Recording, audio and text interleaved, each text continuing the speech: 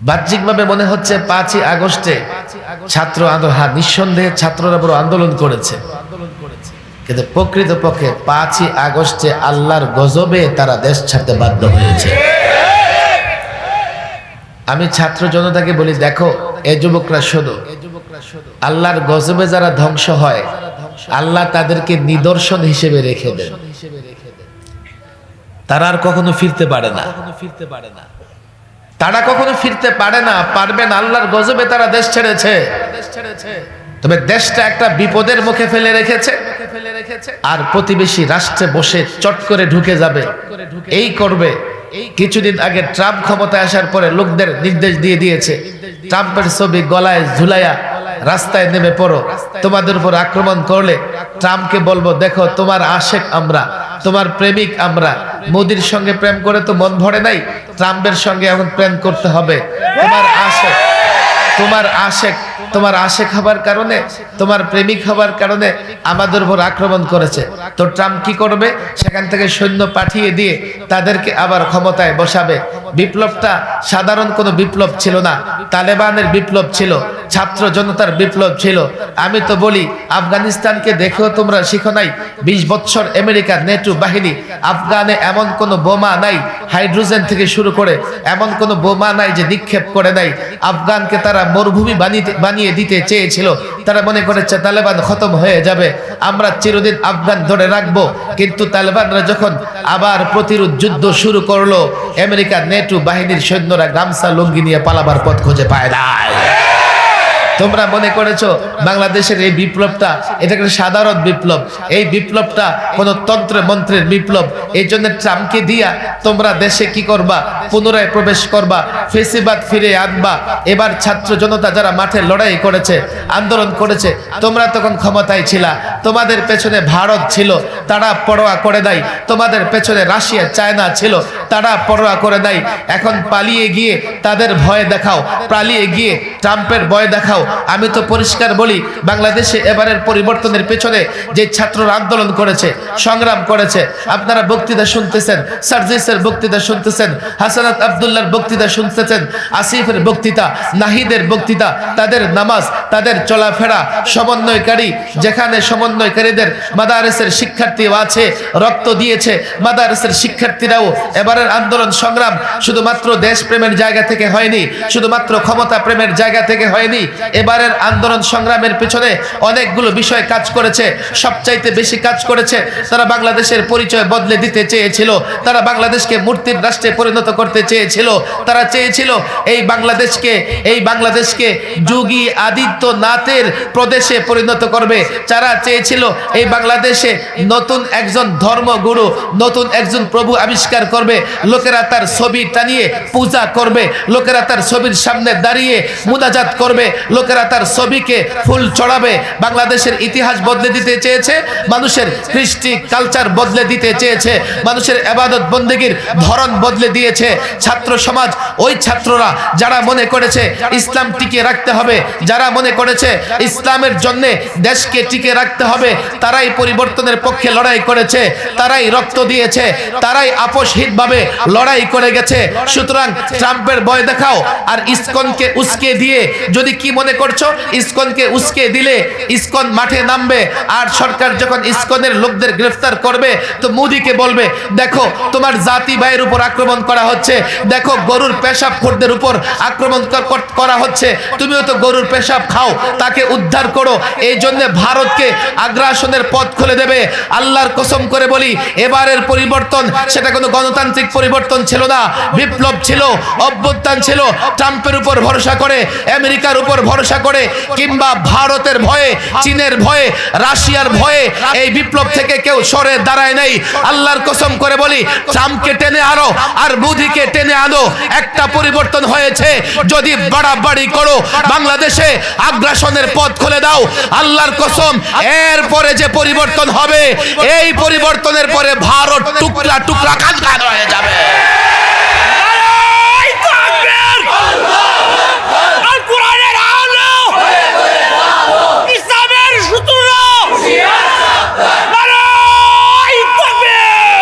প্রাণ কেন্দ্র এখানে তাবেদারদের বসিয়ে দ্বীনি শিক্ষাকে ধ্বংস করার চেষ্টা তারা করেছে। তাদের অপরাধের ফিরিস্তি অনেক। এই জন্য পরিবর্তন দরকার ছিল, পরিবর্তন হয়েছে। আর পিছন থেকে কখনো ট্রাম্প হয়ে, কখনো ইসকন হয়ে, কখনো সিএনজি লীগ হয়ে, কখনো অটোরিকশা লীগ হয়ে, কখনো আনসার লীগ হয়ে, কখনো ছাত্রলীগ হয়ে ঢাকা সহ চট্টগ্রাম নানা সিটিকে তারা অস্থির করে রেখেছে। আমি তো পরিষ্কার বলি, আরো অস্থির করো, আরো চেষ্টা করো। যুবকরা ইউনাইটেড হচ্ছে, একত্রিত হচ্ছে, ছাত্র জনতা ডে বাই ডে তাদের বন্ধন মজবুত করতেছে।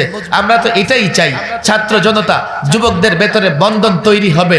লড়াই তো মাত্র শুরু হয়েছে, পরিবর্তনের মাত্র সূচনা হয়েছে। এই ছাত্র শিক্ষক এবং যুবকদের ভেতরে যদি মজবুত বন্ধন তৈরি হয়, তাহলে আমরা চূড়ান্ত পরিবর্তনের পথে যেতে পারবো। এই পরিবর্তনের পরে আমার একটা আশঙ্কা ছিল, বড় কোনো সংস্কার হবে না, বড় কোনো মেরামত হবে না। হতে পারে আগেরকার পরিবর্তনের মতো এক চোর থেকে ক্ষমতা যাবে আরেক চোরের হাতে। তবে তারা যত ষড়যন্ত্র করতেছে, আমি তত আশার আলো দেখতেছি। তারা যত চক্রান্ত করতেছে, আমি আশাবাদী হচ্ছি।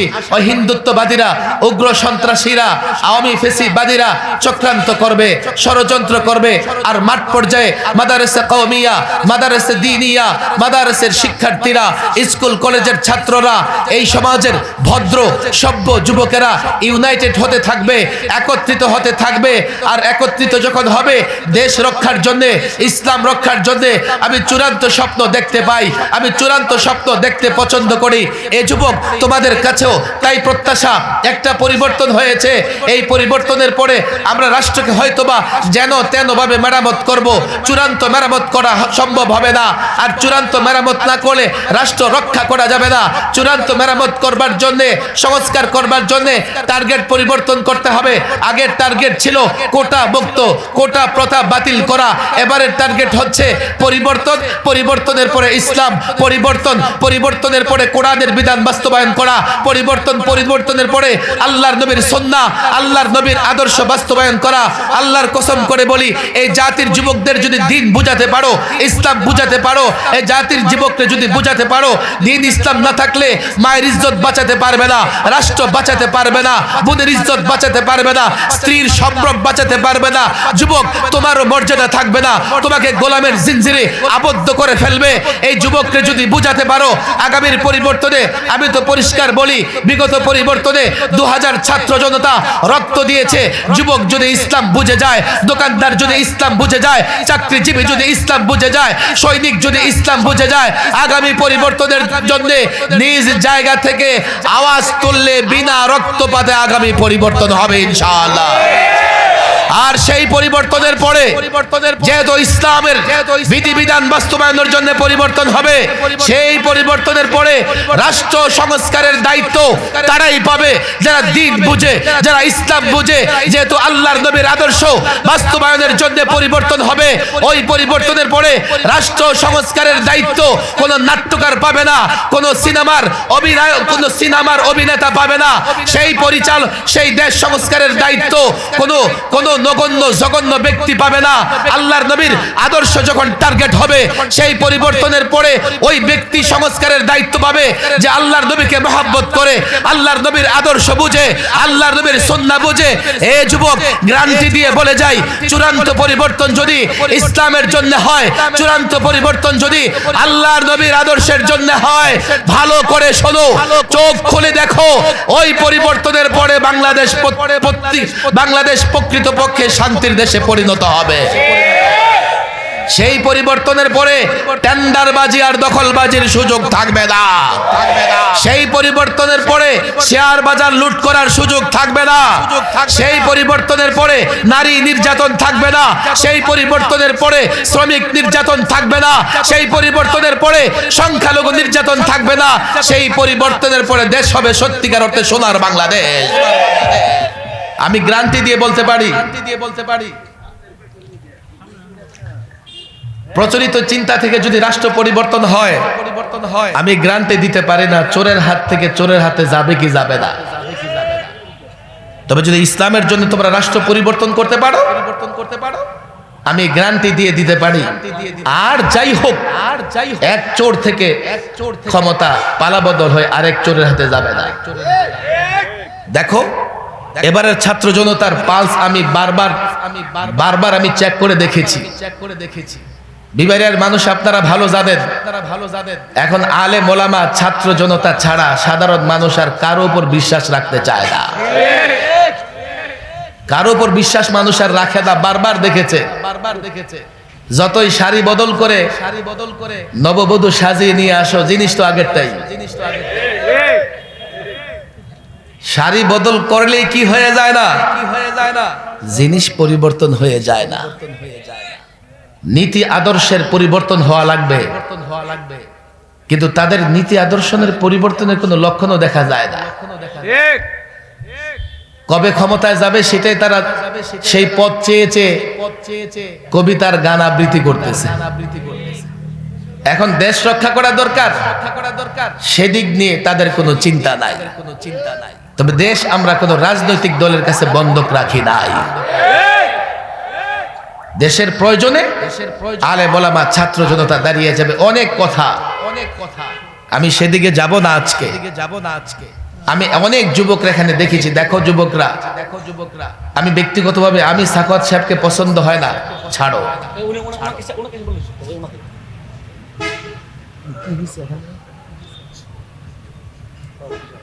কে আছে?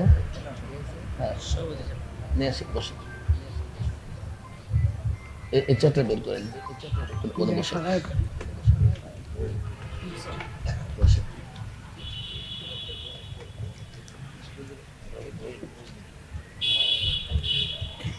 ঠিক আছে, কাজ শেষ হয়েছে, বসে পড়ে। কেউ দাঁড়ায় থাকবে না, বসে পড়ে।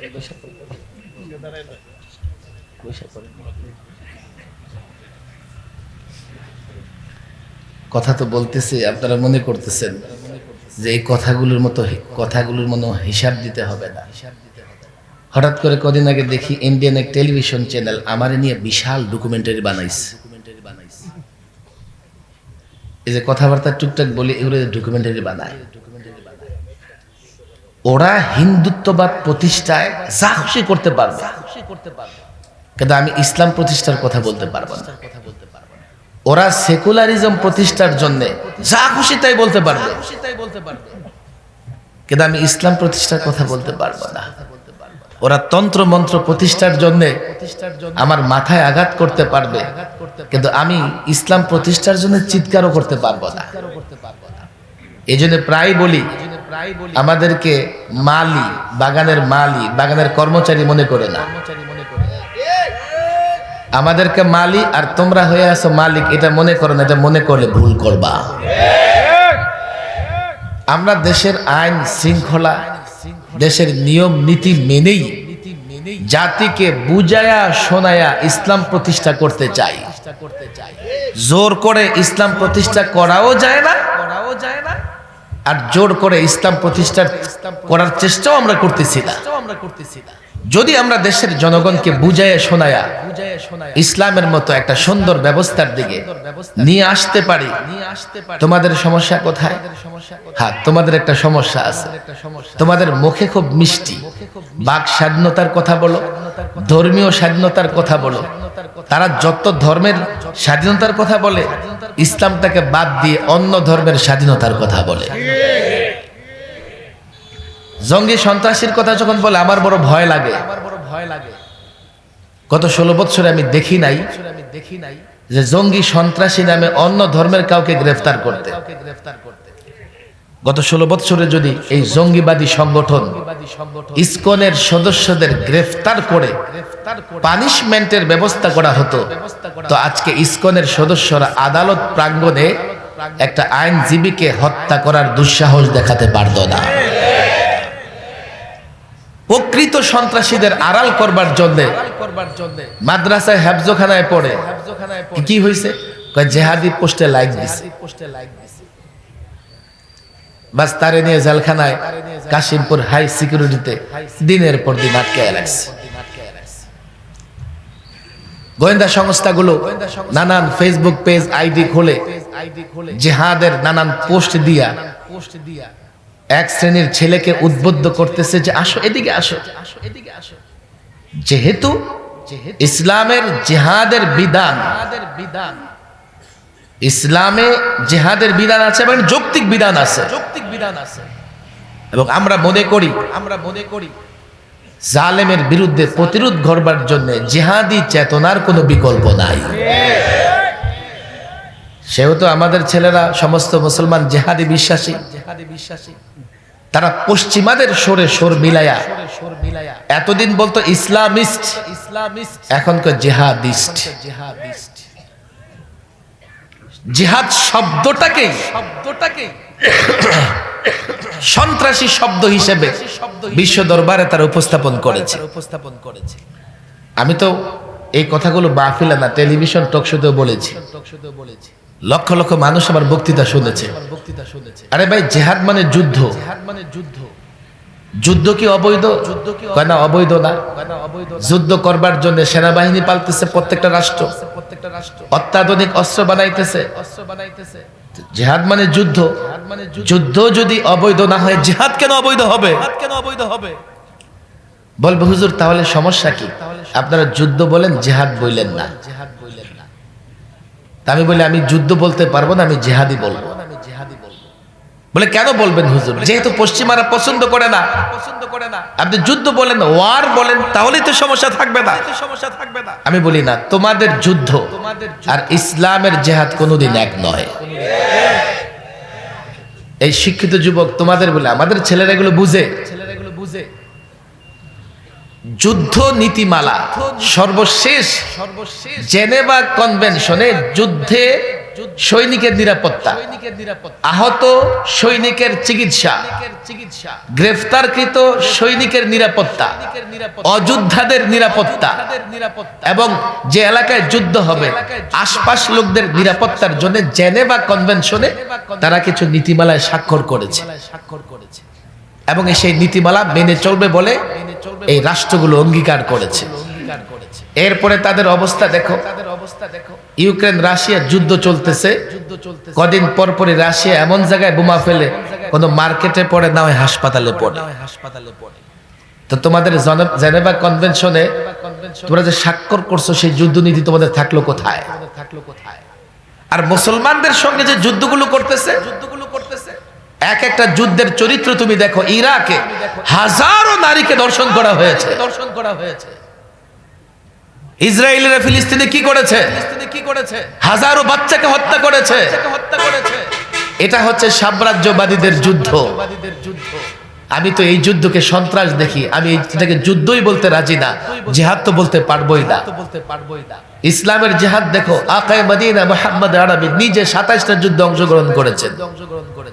মুজাহিদদের হাতে নারী নিরাপদ, শিশু নিরাপদ, যুদ্ধ বিধ্বস্ত এলাকায় সাধারণ মানুষ নিরাপদ, অযোদ্ধারা নিরাপদ, যুদ্ধে যারা বন্দী তারা মুসলমানদের হাতে নিরাপদ, যুদ্ধে যারা আহত তারাও মুসলমানদের হাতে নিরাপদ।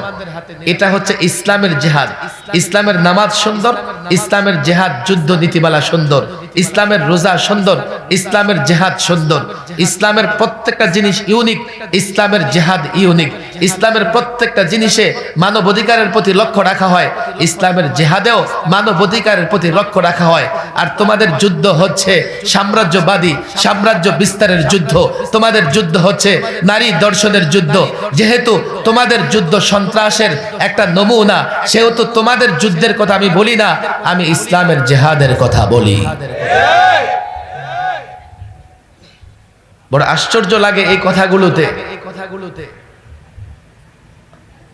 আলোচনা দীর্ঘ হয়ে যাবে, আমি সেদিকে আজকে যাব না। আজকে দোয়া, শেষ দোয়া করে আমরা যেহেতু বিদায় নিব, মুরব্বীরাও চলে আসছে, আর আমারও মনটা আজকে খুব ভাঙ্গা। এই জন্যই ভাঙ্গা যে একটা রাষ্ট্রের বিরুদ্ধে একটা রাজনৈতিক দল এতটা নগ্নভাবে ষড়যন্ত্র কিভাবে করে,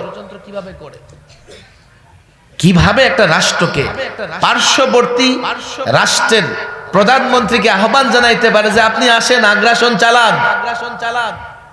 আরে তুমি একা না পালিয়ে গেছো, এই দেশে তো এখনো তোমার দলের লোকজন আছে, আছে না নাই? আমি তো বলি, যদি ওই পলাতক প্রধানমন্ত্রীর কোন দল কেউ করে থাকেন, তওবা করেন। 16 বছর আপনাদের ব্যবহার করে রাজত্ব করেছে, আবার আপনাদের রেখে উনি পালিয়ে গেছে। কিন্তু ঠিকই কিন্তু বলছে হাসিনা পালায় না। আরে কাউয়া আছে কাকা করে বলা বলা পালাইছে না, আছে তাদের দলের লোকদের বিপদে ফেলে গেছে, দলের ব্যবসায়ীদের বিপদে ফেলে গেছে, আর নিজের বাচ্চা কাচ্চা গুছায় এগুলো পালাইছে। এখন তার দলের লোকদেরকে আবারও বিপদে ফেলাবে, চট করে ঢুকে যাবে, জালা দিয়ে ঢুকে যাবে, বারান্দা দিয়ে ঢুকে যাবে। এই কথাগুলো বলে যারা ওই পলাতক প্রধানমন্ত্রীর দল করো তোমাদেরকে বিপদে ফেলাইতেছে। এবং তার এই ষড়যন্ত্র, রাষ্ট্রের বিরুদ্ধে ষড়যন্ত্র, সে তার পরিবার ছাড়া বাংলাদেশের কাউকে ভালোবাসে না। এখন যদি তোমরা তার কথায় উদ্বুদ্ধ হয়ে ইসকন হয়ে যাও, অটো রিক্সা লীগ হয়ে যাও, শ্রমিক লীগ হয়ে যাও, আনসার লীগ হয়ে যাও, সে তো গেছে খোদার গজবে, ফিরতে পারবে না। তোমরা এ দেশে থেকে তোমরা তোমাদের পরিণতির দিকে যাবে, জাতি তোমাদের উচিত শিক্ষা দিয়ে ছাড়বে। বড় ব্যথার জায়গা এটা, একটা রাষ্ট্রের বিরুদ্ধে এদেশে সাধারণ মানুষ। আরে তুমি তো 16 বছর রাজত্ব করেছো, 3টা মাসই ধৈর্য হারাই ফেলছো। আমাদেরকে তো 3 মাস তুমি রিমান্ডেই রাখছো, আমরা তো ধৈর্য হারাই নাই। 16 বছর রাজত্ব করে 3 মাসেই ধৈর্য হারায়া এখন রাষ্ট্রের বিরুদ্ধে ষড়যন্ত্র করতেছে। এই জন্য বড় আফসোস লাগে যে এমন একটা ব্যক্তিকে এদেশের একটা বড় সংখ্যা যুবকরা তাকে সাপোর্ট দিয়েছে সামান্য কিছু বিনিময়। তওবা করো, তওবা করো। হযরত হাফিজ হুজুর তওবার ডাক দিয়েছেন, দেশ প্রেমে উদ্বুদ্ধ হও, ইসলামের প্রেমে উদ্বুদ্ধ হও, ফেসিবাদের সঙ্গ ছাড়ো। যদি না ছাড়ো, এই ছাত্র জনতা কিন্তু ফেসিবাদকে কখনোই মেনে নিতে পারবে না। তোমরা তোমাদের পরিণতির দিকে যাবে। এই জন্য মনটা আজকে অনেক খারাপ যে 16 বছর দেশটাকে শাসন করেও এই দেশের মানুষের প্রতি আর দেশটার প্রতি তার মায়া মহব্বত হইল না। এখন তার মায়া মহব্বত এখনো তার সিংহাসন এবং গদির দিকে। আর কত গদি লাগবে তোমার? আমি যুবকদের বলি, দেখো, তন্ত্র মন্ত্র সব ছাড়ো, দেশ প্রেমে উদ্বুদ্ধ হও, আর দেশ রক্ষার জন্য ইসলামটাকে ধরো। ইসলাম থাকলেই দেশটা থাকবে, ইসলাম ছাড়া তুমি দেশটা হেফাজত করতে পারবে না। আর আজকে বাংলাদেশের বিরুদ্ধে যে ষড়যন্ত্র হচ্ছে, ইসলাম ছাড়া তুমি মোকাবেলা করতে পারবে না। ইসলাম ছাড়া যদি মোকাবেলা করো, তোমার কতটুকু শক্তি আছে বলো দেখি? তুমি সংখ্যায় কত? তোমার বাহিনীতে কয়জন সদস্য আছে? তোমার কয়জন সৈনিক আছে? তোমার অস্ত্র কি আছে? আরে তোমার চাইতে দুর্বল রাষ্ট্র মায়ানমারেরও অস্ত্র বেশি, আর তোমার পাশে একটা রাষ্ট্র বসবাস করে তোমার প্রতিবেশী, তার কাছে পারমাণবিক বোমা আছে, অ্যাটম পাওয়ারের অধিকারী। ইসলাম ছাড়া তুমি তার বিরুদ্ধে কি করে লড়াই করবা? তোমার কাছে অস্ত্র কি আছে? তোমার সৈন্য কয়জন আছে? তোমরা বলতে পারো, হুজুর, ইসলাম নিয়ে লড়াই করলে আমি কি করে বিজয়ী হব? 1500 বছরের ইতিহাস দেখো, 1500 বছর বদর থেকে নিয়ে শুরু করে সর্বশেষ যুদ্ধ পর্যন্ত যতদিন ইসলাম ছিল মুসলমান পরাজিত হয়নি। যতদিন ইসলাম ছিল মুসলমানকে আক্রমণ করে কেউ পার পেয়ে যায়নি। ইসলাম একটা পাওয়ার, ইসলাম একটা শক্তি, এর রশ্মি, এর রুজু আল্লাহর হাতে। যখন ইসলামে মুসলমানেরা পরিপূর্ণ প্রবেশ করে, নিরাপত্তার জিম্মাদারি আল্লাহর কাছে চলে যায়। আমার আল্লাহ পৃথিবীর যে কোনো তাগুত চাইতে পাওয়ারফুল, পৃথিবীর যে কোনো শক্তিশালীর চাইতে শক্তিশালী। আর ইসলাম যখন তোমার ভেতরে আসবে, আল্লাহ তোমাকে দিয়েই কাফের বেঈমানের মোকাবেলায় তোমাকে বিজয়ী করবে। ইসলাম বিজয়ের ধর্ম, একথা মুসলমান ভুলে গেছে। ইসলাম যে বিজয়ী ধর্ম, একথা আমরাও ভুলে গেছি। যদি ইসলাম ধরো, ইসলাম মানো, বড় বিপদে আছি আমরা। 3 দিকে দুশ্মন, আরেক দিকে বঙ্গোপসাগর। লড়াই করবার মতো হাতিয়ার নাই, লড়াই করবার মতো সৈন্য নাই। ঝাঁপিয়ে পড়বো, বাঁচতে পারবো না, সলিল সমাধি হয়ে যাব বঙ্গোপসাগরে। আমার মা বোনের ইজ্জত কি হবে? রোহিঙ্গারা তাদের মা বোনের ইজ্জত বাঁচাতে পারে নাই। আমি অসংখ্য রোহিঙ্গা যুবককে দেখেছি, আমায় জড়িয়ে ধরে কান্না করেছে, আমি পালিয়ে এসেছি, বোনের ইজ্জত বাঁচাতে পারি নাই, মায়ের ইজ্জত বাঁচাতে পারি নাই। এ যুবক, বাংলাদেশের যুবক, তুমি কি করে লড়াই করবে, লড়াই করে টিকবে? তাদের মোকাবেলায় তোমার হাতে কি আছে? তবে একটা জিনিস আছে, ইসলাম তোমার ভেতরে হাউস আছে, হাউস অফ পাওয়ার, সেটা হচ্ছে ঈমান। ইসলাম যদি ধরো, ঈমান যদি রাখো, আল্লাহর কসম করে বলি, হতে পারে সংখ্যায় দুর্বল, হতে পারে ভূখণ্ড ছোট্ট, হতে পারে আমার সৈনিক কম, আল্লাহর কসম করে বলি, যুগে যুগে ইসলাম যারা মেনেছে, যুগে যুগে ইসলাম যারা প্র্যাকটিস করেছে, আল্লাহর উপর ভরসা করে কাফের দুনিয়ার বিরুদ্ধে লড়াইয়ে যখন অবতীর্ণ হয়েছে, রোম হোক, পারস্য হোক, কুরাইশ হোক, যেই হোক না কেন, ইউরোপ হোক আর আমেরিকা হোক, মুসলমান বিজয়ী হয়েছে। ইসলাম ধরে, ইসলাম মেনে যদি এই জমিনে বসবাস করো, আল্লাহর কসম, ভারতকে চ্যালেঞ্জ করে দাও, চীনকে চ্যালেঞ্জ করো, রাশিয়াকে চ্যালেঞ্জ করো, আমেরিকাকে চ্যালেঞ্জ করো, গুটি কয়েক মুসলমানও যদি তাদের মোকাবেলায় দাঁড়িয়ে যায়, আল্লাহর কসম, জাগত কাফের মুসলমানের মোকাবেলায় টিকতে পারবে না।